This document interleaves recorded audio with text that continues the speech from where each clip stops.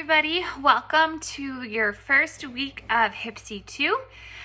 This is just an intro video to tell you guys what to expect for the week. As you know, we're doing HyFlex, which is one of the classes in seat and the other class online. And so I'm working my best to make it very streamlined, that expectations are very clear. The Sakai site is user-friendly. All of those things are my goal. Hopefully my goal will be achieved. So this semester is full of learning that isn't distracted by technology and other crazy things that have nothing to do with the course content. So just a little introduction overview of what to expect for the week. The first in-seat class, which is January 11, will be taking time to kind of review the syllabus, the assignments, my expectations. I know some of you, I don't know all of you. I would not have taught any of you yet because I was obviously out for a semester. And so it'll give you a chance to kind of get acclimated to how I run things.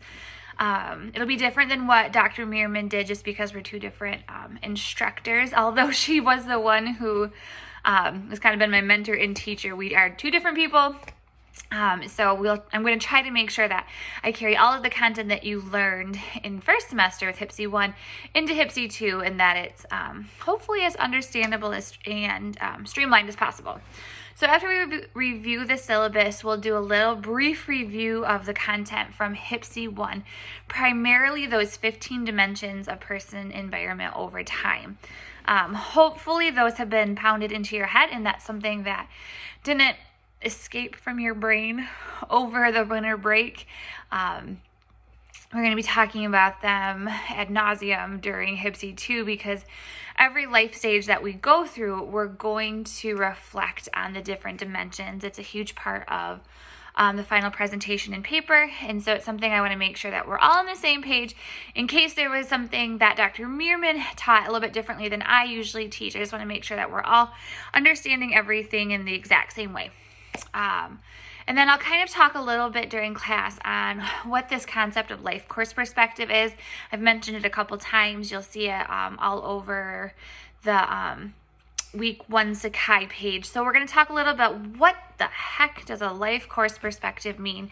How does it relate to human behavior, and how are we going to use that perspective throughout the course of the semester? And so be learning a little bit of the terminology, kind of a little background information on what exactly that is, and that will round out our time in person.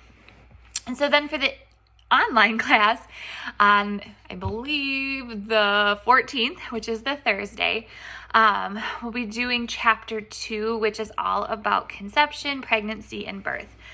And so that might seem a little strange at first to wonder, well, why are we talking about stuff that goes on before our potential client is even born? Obviously, they're not here.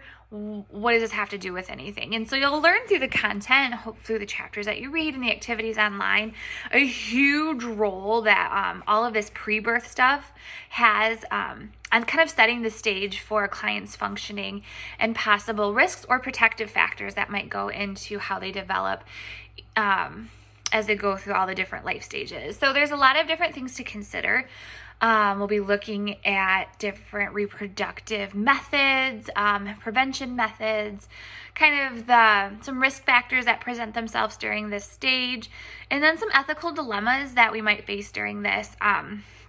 Although the means to getting pregnant is pretty consistent over every culture set, there's a lot of different nuances and different social things that go into considering having a pregnancy and carrying it to term and those different things. So I actually really enjoy the content of chapter 2. I'm a little bummed that it's an online one because it's kind of fun to engage conversations around, but hopefully you'll still be able to get that same sense through the online class. So that's what you can expect for this week. If you have any questions prior, let me know. Otherwise, I look forward to seeing you all on the 11th and getting this class off to a good start.